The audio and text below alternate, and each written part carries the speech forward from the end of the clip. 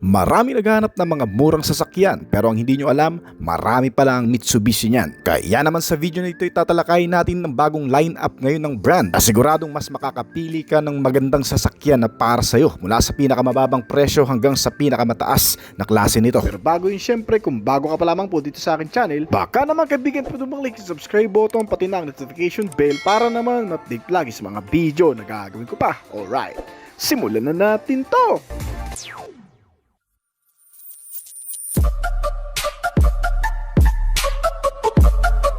Mitsubishi Xpander. Isa sa mga tumatak na nameplate ng Mitsubishi brand sa Pilipinas ay itong Xpander. Kasunod ng pagkawala o pag-phase out ng isa sa pinaka-practical na 8-seater car ng Mitsubishi brand ang Adventure, ang Xpander ay biglang naging matunog bilang mas modernong MPV ay pinalit sa Adventure model. Itong Mitsubishi Xpander ay para sa mga pamilyang Pilipino na naghahanap ng may pangalan at mas mapagkakatiwalaang sasakyan na mas mabilis hanapan ng pyesa at medyo affordable na 7-seater. Pinapagana itong Xpander ng 1.5 liter gasoline engine at kayang umabot sa bilis na 165 to 170 km per hour. Ang modelong ito ngayon sa bagong versyon na kalalabas lang ngayon taon ay nilagyan ng mas modernong gamit at dagdag na mga makabagong safety features para sa kaligtasan ng mga gagamit. Pinapanatili pa rin ng modelong ito ang pagiging maasahang multipurpose vehicle mula nung una itong inilabas sa Pilipinas noong 2017 hanggang ngayon, na kung saan nakapagtala pa rin sa kasaysayan sa Pilipinas ng pinakamabiling MPV car 7-seater hanggang ngayon. Hindi lang sa quality, performance, durability, fuel efficiency, ang Xpander ay mas mura din na nag-range sa estimated price mula 900,000 hanggang 1.2 million pesos. Mitsubishi Mirage G4, ang isang 5-seater subcompact sedan ng brand na ideal para sa mga naghahanap ng mas malaking boot space at mas sedan. Mukhang professional o formal versus hatchback.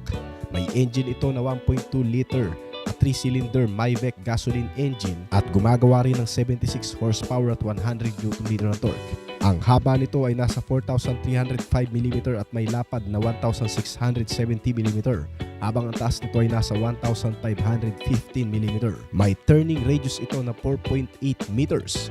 Ang mga bagong update sa 2025 Mirage G4 ay ang facelifted, may bagong LED projector headlights at LED taillights sa mid to high-end variant. Mas modern ang itsura ngayon. Meron na rin itong bagong safety features na standard na ngayon sa modelong ito, gaya ng Active Stability Control o ASC at Hill Start Assist o HSA sa lahat ng variants nito. Ang connectivity features ng top-of-the-line variant ay nilagyan ng Apple CarPlay at Android Auto. May keyless operation, reverse camera, automatic climate control sa GLS variant nito. Pangkaragdagan pa sa mga safety features nito ang dual airbag, anti-lock braking system at electronic brake force distribution bilang standard na kung saan base safety features para protektado ka maging ang lahat ng mga pasahero. Pagdating naman sa practicality at comfort features ng sedan na ito ay ang pagkakaroon ng malawak na rear trunk storage space na 450 liter, malaking lagayan, swak para sa grocery, bagahe o gamit sa road trip. Para sa top-of-the-line variant na GLS, may keyless operation ito plus push start buttons, remote trunk opener, backup reverse camera at automatic climate control. Dagdag comfort lalo na kung araw-araw mo itong gagamitin. May built-in 7 touchscreen audio system na rin ito na compatible sa Apple CarPlay at Android Auto para sa madaling navigation, music at communication habang nagdadrive. Ang Mitsubishi Mirage hatchback ay may fuel tank capacity na 42 liters at kumukonsumo ng 22 to 23 km per liter sa highway. Sa kasalukuyan ng presyo nito ay nagkakahalaga mula 793,000 sa pinakamababang variant na sinundan ng GLX CVT variant na nagkakahalaga ng 841,000 at top of the line variant na GLS CVT na nagkakahalaga naman ng 937,000 pesos. Ang Mitsubishi X-Force, isa sa pinakabagong sasakyan ng Mitsubishi brand sa Pilipinas na kakalabas lang ay itong X-Force. Ang modelong ito ay ginawa para sa mga taong naghahanap ng SUV feel, yung medyo malaki ang clearance, mas matibay na stance pero hindi overly malaki para sa daily city driving. Kung importante sa iyo ang comfort plus modern convenience lalo na kung madalas kang biyahe, kasama ang pamilya o barkada, ang bagong Mitsubishi X-Force ang dapat mong bilhin. Kasama sa magagandang bagay na meron itong X-Force ay ang bagong safety at driving aids. Sasakyan na may flexibility, pwede para sa araw-araw na commute pero kakayanin din ang occasional road trip o off-pavement. May 1.5 liter 4-cylinder Mavic engine na ipinare sa CVT type transmission. Itong X-Force ay nilagyan rin ng selectable driving modes gaya ng normal, wet, gravel at mud mode na napaka-useful lalo na sa mga kalsadang may baha, malubak o madulas. May mataas ito na ground clearance na umaabot ng 193mm. Okay para sa mga lubak, baha o uneven terrain. Pagdating sa mga comfort, interior at convenient features, ang 12.3-inch touchscreen infotainment system nito ay naka-smartphone link, compatible sa wireless Apple CarPlay at Android Auto para mas madali ang navigation, calls at music. May premium 8-speaker audio system tuned by Yamaha din itong X-Force. Mas bongga ang sounds experience kapag nasa biyahe. Ang dual zone climate control nito ay nagbibigay rin ng mas komportableng pagsakay. Gamit ang ilang pang mga bagay gaya ng USB ports sa front and rear, maraming storage space, cup holders, cool box sa center console at may dagdag pang comfort lalo na sa mahahabang biyahe. Ang rear seats kasi nito ay may 4x20x40 split folding plus reclining function. Flexible yung space, pwedeng dagdagan ng luggage space o gawing mas komportable ang pagsakay. Pagdating naman sa safety at driver assistant features, itong X-Force ay nakakuha ng active stability control. May active yaw control system rin ito at hill start assist. May anti-lock braking system, electronic brake force distribution at brake assist, plus reverse camera. Importante lalo na sa araw-araw na pagdadrive sa traffic o sa malulubak na kalsada. Sa top-of-the-line variant nito na GT, may advanced driver assist at safety features tulad ng forward collision mitigation, blind spot warning, rear cross traffic alert, auto high beam at adaptive cruise control. Meron din itong rear parking sensor at tire pressure monitoring system. Matibay na safety structure at 5-star rating sa Asian NCAP. Ibig sabihin, itong Mitsubishi X-Force ay pasado sa mga safety procedure lalo na kapag may mga aksidente. Pagdating sa exterior at overall design, itong X-Force ay may SUV style design na may robust look, may LED lights, magandang road presence at may 18-inch alloy wheels plus wide stance na kung saan pinaghalo ang SUV ruggedness at city-friendly compactness. Sa kasalukuyan, ang Mitsubishi X-Force ay nagkakahalaga mula 1,367,000 pesos hanggang 1,581,000 pesos. Mitsubishi Xpander Cross. Ang 2025 Mitsubishi Xpander Cross ay na-refresh sa makabagong style. Bukod pa dyan, nagkaroon din itong MPV ng mga panibagong features sa interior at nadagdagan din ang mga safety features. Itong bagong Cross ay kakalabas lamang sa Pilipinas kasabay ng Xpander. Parehong in-update at dinagdagan ng mga makabagong features.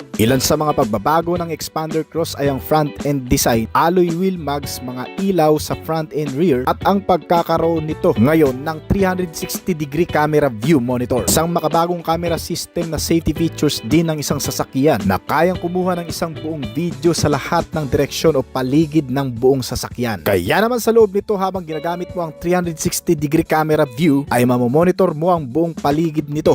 Kung may masasagi, mababangga o yung may mga blind spot kang hindi nakikita sa side mirror, maiiwasan mo sa pamamagitan nito. Salamat sa makabagong update ngayon ng brand na kung saan maging ang MPV cars nito ay nilagyan na ng ganitong features. Bukod pa dyan mga kaibigan, sa interior nitong Mitsubishi Xpander Cross ay bago rin ang mga kulay ng seat cover nito. Naka-leather cover pa rin ang mga upuan nito. May heat guard. Mas malaki na rin ang infotainment system ng Mitsubishi Xpander Cross na may sukat na ngayon na 10-inch. Na may kasama pa rin mga wireless connectivity features gaya ng Apple CarPlay at Android Auto na kung saan pitong tawang mag-e-enjoy sa lakas at ganda ng presensya sa loob habang ginagamit ang mas maaliwalas at malakas na bagong air conditioning system nito na naka-dual zone climate control system na. At syempre may mga kasama itong USB Type-C and A na charging port system, 12-volt accessories power outlet, mga console packet, cup and bottle holder para mas lalong maging convenient at komportable. Pagdating sa driver seat, itong Xpander Cross ay nilagyan na rin ng 8-inch LCD display instrument cluster kasama ang magandang multifunctional steering wheel para sa maayos na pagmamaneho at magandang readout ng driver. Nilagyan rin itong bagong Mitsubishi Xpander Cross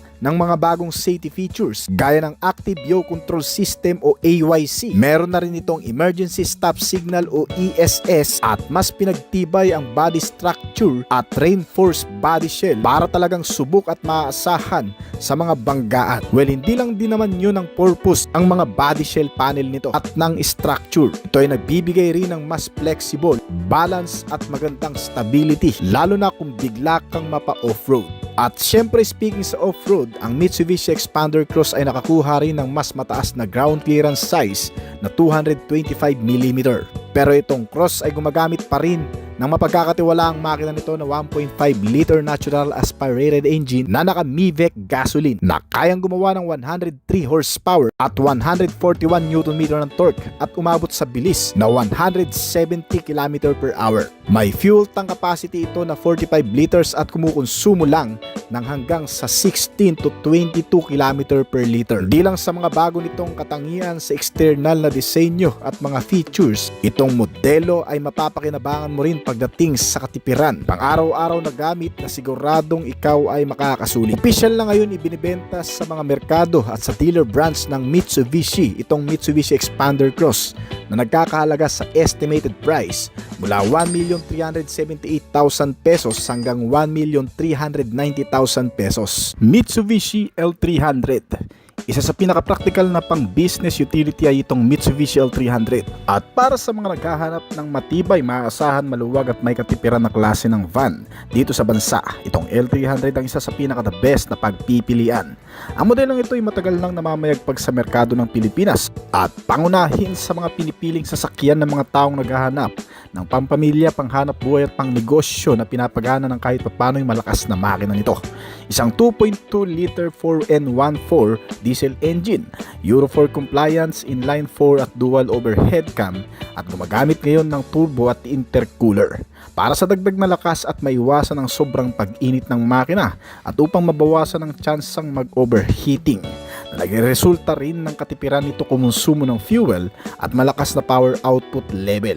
Kaya naman itong Mitsubishi L3 ay may maximum power output na 99 horsepower at 3,500 RPM at maximum torque na 200 Nm sa kada 3,500 RPM. Kaya nitong tumakbo sa bilis na 150 km/h at bumuhat ng bigat na 1,085 kg.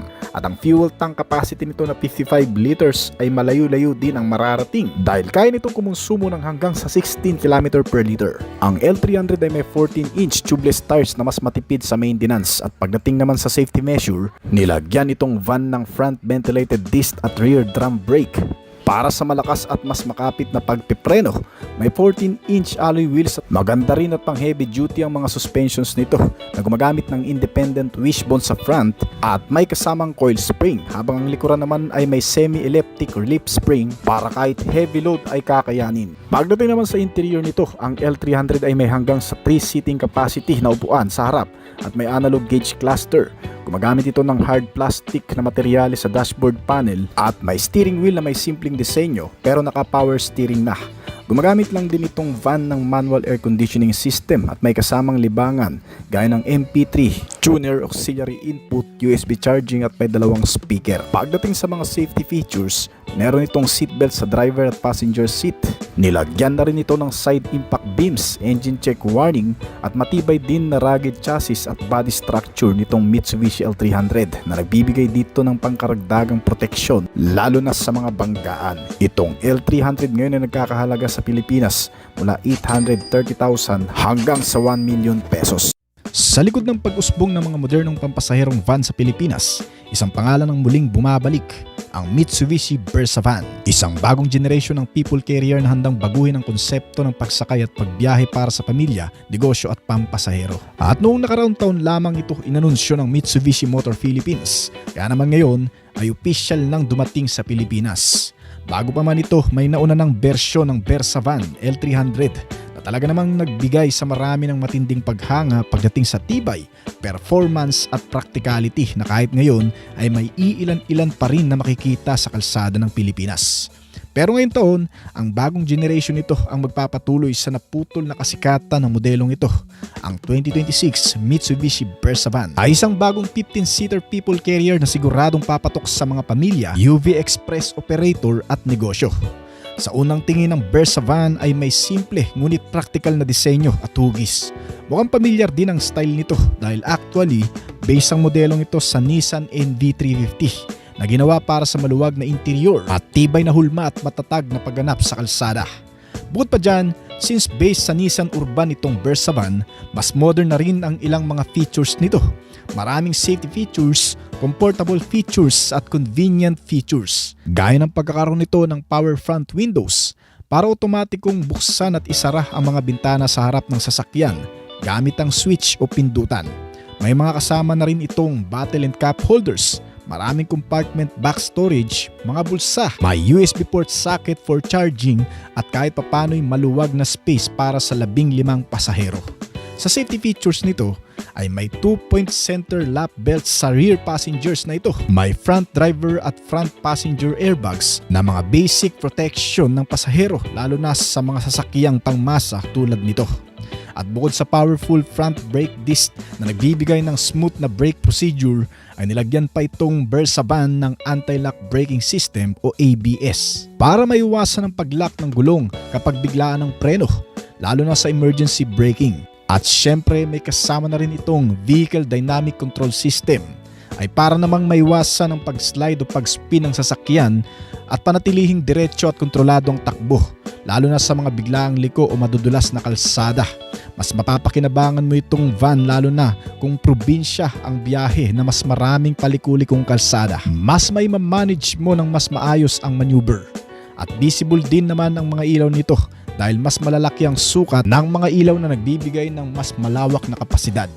Naka-halogen ang headlamp at bulb type naman ang taillight na may kasama ng mga signal light para sa hazard at reverse para mas maganda hindi lang ang visibility maging ang visual sign nito. Pagdating sa suspensions, gumagamit itong bagong Versa Van ng front torsion bar with stabilizer at rear suspension na naka-elliptic lip spring. Naka-disc brake ang front nito at drum brake naman ang rear. At dahil partners ng Mitsubishi ang Nissan brand, ay sigurado ka sa kapasidad ng aircon system nito. Maraming air vents mula sa front hanggang sa rear passengers para mas madaling maikalat ang buong lamig. Pagdating sa makina, gumagamit itong bagong Versa Van ng YD25 DDTI engine na may Variable Turbocharge o BGS. Ang naitutulong ng Variable Turbocharge sa modelong ito ay para mas mabilis, mas malakas at mas smooth ang hatak ng makina sa kahit anong takbo. May kabuuang 2.5 liter engine displacement at diesel. Ito ay kayang gumawa ng hanggang sa 129 horsepower at 3,200 RPM at maximum torque na 356 Nm at 1,400 to 2,000 RPM na ikinabit sa 5-speed manual transmission. At may fuel tank capacity ito na 65 liters. At kung base rin nga ba ang makina nito sa Nissan Urban, malamang matipid din ito kumonsumo ng fuel. May tinatayang 11 to 12 umaabot ang fuel consumption rate ng NV350 na matipid na sa klase nito. Kaya kung ganito rin ang consumption nito, ay matipid na yan mga kaibigan. Ilan pa sa mga features nitong bagong Versa Van pagdating sa interior ay adjustable din ang driver seats nito. May analog gauge panel na may maliit na digital display at naka-manual tilt adjustment ang steering wheel. Pagdating naman sa dimensyon, ang Mitsubishi Versa Van 2026 ay may lapad na 1,695mm at may haba na 4,710mm. May taas ito na 1,990mm at wheelbase size na 2,555mm. May ground clearance size na 195mm at tumitimbang ng 2,011 kg. Nagre-range sa kabuang price estimate itong bagong Versa Van mula 1.5 million hanggang 1.6 million pesos at official nang dumating sa Pilipinas na pwede ka na ring makabili nito. Mitsubishi Destinator ay opisyal lang inilabas sa Pilipinas ngayong buwan. Ang modelong ito ay isa sa mga bagong 7-seater car SUV ng Mitsubishi na may bagong exterior design, mga modern interior tech features at mga bagong safety and security. Bukod sa nangungunang bentahe na Mitsubishi Expander ng brand, hindi rin malabong maging number 1 ang modelong ito kung naghanap ang iba ng mas bago at mas advanced kumpara sa Expander. Gaya ng pagkakaroon nito ng mas malaking infotainment screen na 12.3 inch na may smart link at display audio touchscreen na may Apple CarPlay at Android Auto. Bukod pa dyan, nilagyan rin ito ng panoramic sunroof. May malaking bubong na pwedeng itilt o buksan na parang bintana. May 64 color ambient lighting din ito para sa customizable lighting mood sa loob at digital driver display na 8-inch multi-information display para sa magandang readout ng driver. Ang Destinator ay mas advanced din talaga sa ilang mga modelo ng brand dahil sa dami ng mga safety and security features nito. Nilagyan kasi ang modelong ito ng Mitsubishi Motor Safety Sensing o ADAS. Kasama na dito ang adaptive cruise control, forward collision mitigation, blind spot collision warning, rear cross traffic alert, may auto high beam at lead car departure notification. Mga advanced at makabagong safety features na wala pa sa ibang modelo ng brand na magbibigay ng karagdagang safety features sa mga occupants nito. Nilagyan rin ito ng 360-degree multi-around view monitor para sa buong paligid nitong kotse na malaking tulong para sa mga pagpapark at pagpapaatras nito lalo na sa masisikip na parkingan.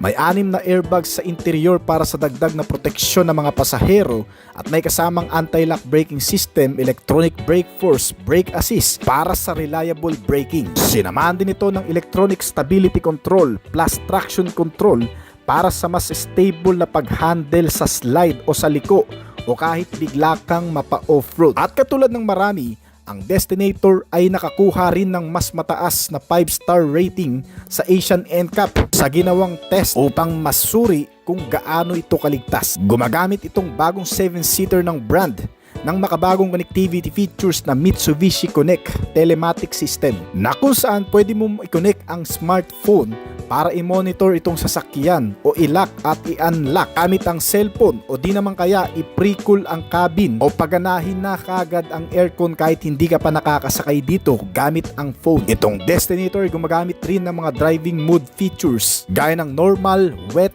gravel, mud at tarmac mode para sa iba't ibang gamit at kondisyon ng daanan na tatahakin ito. Nilagyan rin ito ng active view control system para sa mas mahusay na stability at control lalo na sa liku-likong daan. Samantalang ang mga suspensions nito ay gumagamit pa rin ng max person strut at rear torsion beam na may kasamang mataas na ground clearance na 244mm. Pinapagana itong Destinator ng 1.5 liter turbocharged 4-cylinder Mavic engine na nagbibigay ng 163 horsepower at 250 Nm ng torque na ikinabit sa CVT type transmission at mas smooth na acceleration. Kaya naman umaabot sa bilis na 180 ang nagagawa nito at kumonsumo ng 18 to 22 km per liter. Dito sa Pilipinas ay tinatayang magkakahalaga ito mula sa estimated price na 1.3 million pesos hanggang 1.9 million pesos. Mitsubishi Montero Sport 2025 model. Sa mundo ng mga SUV, isang pangalan na agad pumapasok sa isip ng marami, ang Mitsubishi Montero Sport. Sa loob ng maraming taon, pinatunayan na nito ang tibay, performance at ginhawa sa kalsada mula sa araw-araw na biyahe sa lungsod hanggang sa mga long drive sa probinsya. Kaya ngayong 2025, muling nagbalik ang Montero Sport na may bagong sigla. Bitbit nito ang paborito nating matatag na makina, mas agresibong forma at mga makabagong teknolohiya na akma sa modernong pamumuhay. Hindi lang ito basta sasakyan, isa itong kaagapay sa pang-araw-araw na hamon at katuwang sa bawat adventure ng pamilya. Ngayon sa bagong update nito, marami raw talagang magugustuhan mo lalo pat pinanatili pa rin ng Japanese automaker ang pagiging magandang klase nitong modelo mula sa loob at labas. Gaya ng pinagandang front fascia gamit ang updated dynamic shield grille nito, kasama ang redesigned LED headlights at sculpted bumpers ay nagbibigay ng mas matapang at fresh na bagong muka.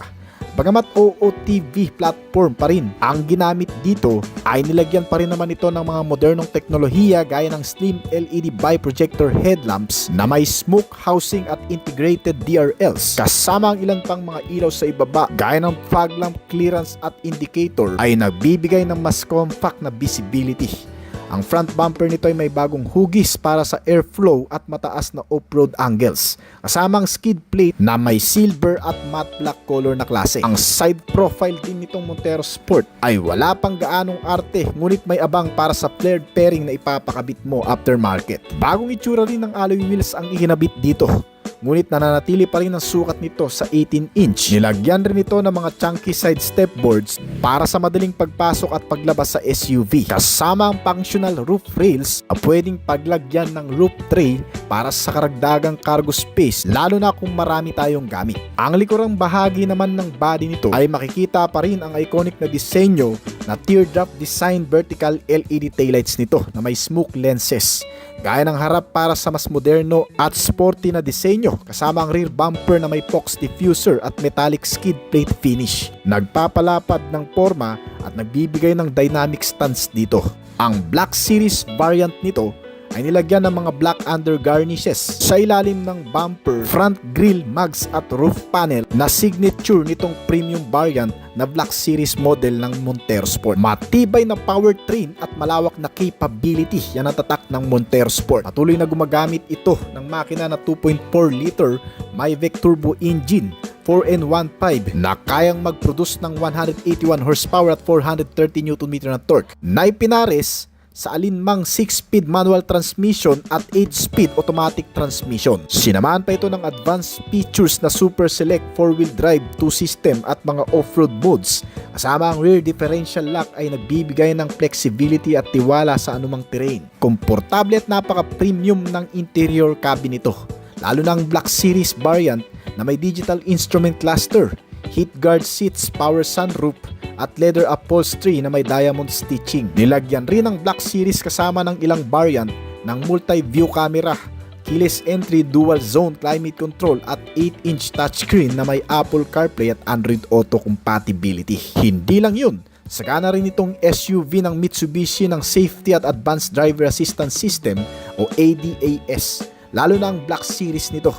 Meron itong adaptive cruise control, forward collision mitigation, blind spot warning, rear cross traffic alert at lane change assist. Bukod pa dyan, sinamahan rin ito ng ultrasonic miss acceleration mitigation system, hill start descent at trail stability assist, kasama ang 360 around view monitor nito. Kung pag-uusapan naman ang top speed na nagagawa nitong Mitsubishi Montero Sport, umaabot sa 180 km ang pinakamabilis na takbo nito. Samantalang ang fuel average nito mula sa 10 km per liter ay umaabot pa sa 14.7 km per liter hanggang 15 km per liter pag sa highway na. Well, magkano nga ba ang presyo ng Mitsubishi Montero Sport sa Pilipinas ngayon? Batay sa official SRP at mga promos, nag-range ito sa estimated price mula 1,568,000 hanggang sa 2,502,000 pesos sa Pilipinas. Mitsubishi Triton mula pa rin sa Japanese brand. 2024 ng official nang ibinenta sa merkado ng Pilipinas ang Mitsubishi Triton. Isa sa mga pinakamalakas na off-roader car ng Mitsubishi brand at isa rin sa pinakamatibay na sasakyan na talaga naman ipinagmamalaki ng brand, lalo na ngayon sa bagong update nito. Ang Mitsubishi Triton ay inilabas sa 7 klase ng variant na pagpipilian. Mula sa pinakamababang variant nito na may estimated price na 1.1 million pesos na 2.4 GL 4x2 manual transmission at hanggang sa pinaka-top end variant nito na tinatawag na Mitsubishi Triton Athlete, naka 4x4 at automatic transmission na nagkakahalaga naman ng 2 million pesos ngayon. Well, syempre kung pagbabasihan natin ang performance, itong Mitsubishi Triton ay gumagamit lang ng mas maliit na capacity ng makina na 2.4 liter. Mas maliit kumpara sa bagong Toyota Hilux na 2.8 liter. Gumagawa ito ng 201 horsepower at 3,500 RPM at maximum torque na 430 Nm at 2,250 150 RPM. May mas maliit na engine man ang Mitsubishi Triton ay hindi pa rin ito magpapahuli pagdating sa RPM at torque na kayang umahon sa mga matatarik na kalsada ng hindi hirap at humila ng mabibigat na karga na may timbang na mahigit sa 3,500 kg na kung saan ay halos nakakasabay lang din sa mas malalaking pick-up truck na may 2.5 hanggang sa 2.8 liter ang engine capacity. At isa pa sa maganda sa modelong ito, asin na rin sa mas pinaliit na engine component, ang resulta naman nito ay mas matipid na fuel consumption na mula sa 10 to 12 km per liter na fuel consumption sa city drive hanggang sa highway driving na umaabot mula 15 hanggang sa 18 km per liter. Mas matipid kumpara sa iba na hindi umaabot ng ganito kalayong kilometro sa kada litro. Bukod pa riyan, may malaking fuel tank capacity rin ito na 75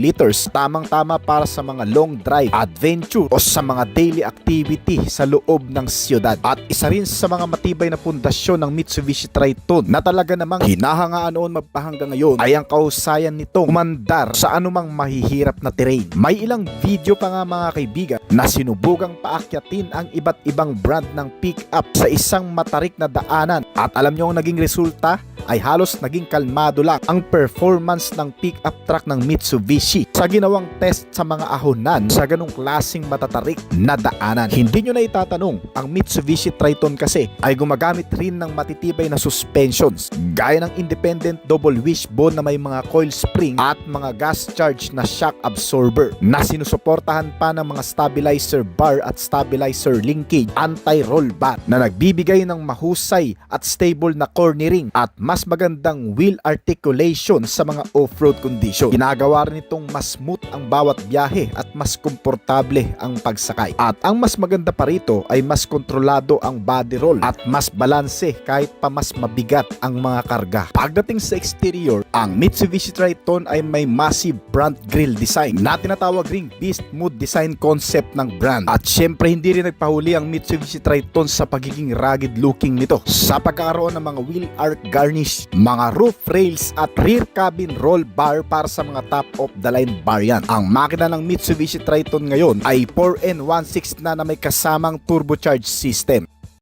Noon pa man ang nagpapalakas na ng performance output ng modelong ito ay ang dagdag na lakas na nanggagaling sa turbo system nito. Ang bagong makinang ito ay mas matagal ang maintenance kumpara sa lumang 4N15 engine. Kasi tumatagal ng 10,000 km ang engine oil o higit pa bago papalitan. Itong Mitsubishi Triton Athlete ay may disadvantage naman na dapat prepare ka rin dito. Kasi medyo mahal ang mga langis ng modelong ito at iisang klase lamang ang ginagamit dito. Medyo sensitive ang engine lalo na ang mga computer box at hindi ka rin pwedeng magpalit ng ibang electric spare parts o magdagdag. Kaya kung plano mong bumili nito ay mas maiging alam mo ang mga bawal at pwede dito. At isa rin sa pinaka nagpapaganda sa interior nito ay ang pagkakaroon ng infotainment o libangan lalo na sa mahahabang biyahe. Nilagyan ito ng freestanding 9-inch infotainment system na di touchscreen. May Apple CarPlay at Android Auto na rin. Kasama ang mga connectivity gaya ng Bluetooth, FM and AM radio, auxiliary input at may USB input na rin. Kasama ang iba pang mga accessories, power outlet, controls sa mga aircon system at iba pang gamit. Gaya ng climate control system na naka-dual zone. May heater na rin ito at naka-engine start and stop button na rin. Meron din itong wireless charging system na kung saan ilalapag mo na lamang dito ang cellphone mo at magcha-charge na. Bukod pa dyan, sinamahan din ito ng makabagong mga safety features gaya ng anti-lock braking system, brake assist at electronic brake distributor. Mga safety features na tumutulong sa brake para suportahan ng maayos na paggamit nito. Ang ABS na nag-a-unlock sa maigpit na kapit ng brake sa mga biglaang pagpipreno. Binibigyan ka ng sandaling pagkakataon para makaiwas sa mga mababangga mo. Sinamahan din ito ng traction control system at vehicle stability control system na magagamit mo lalo na kung sa mga off-road o malulubak na kalsada mo ito papaandarin. Dahil dito ay may babalanse ng maayos ang pagmamaneho at pagmamanage ng manubela. At itong bagong Mitsubishi Triton mga kaibigan ay hindi rin pinabayaan sa pagkakaroon ng advanced safety features na inilagay dito. Gaya na lamang ng tinatawag na bago ngayon, ang Trailer Stability Assist. Idinisenyo ito upang kontrolin ng bawat gulong ng sasakyan para maisaayos ang bawat pag-ikot nito. Kung halimbawa na lamang, may daan natin sa madudulas na klase ng kalsada, yung tipong nagwiwigil sa pag-andar ang mga gulong o nawawala na sa maayos na pagmamaneho ang driver nito. Itong bagong sistema na tinatawag na Trailer Stability Assist ay ginawa para hindi magkaroon ng aksidente sa oras na nagkaroon ng mga ganong klaseng kondisyon. Para sa kabuuang presyo mga kaibigan, itong nasa video natin ay nagkakahalaga ng 1,582,000 pesos. Ang Mitsubishi Athlete naman ay nagkakahalaga ng 1.9 million pesos.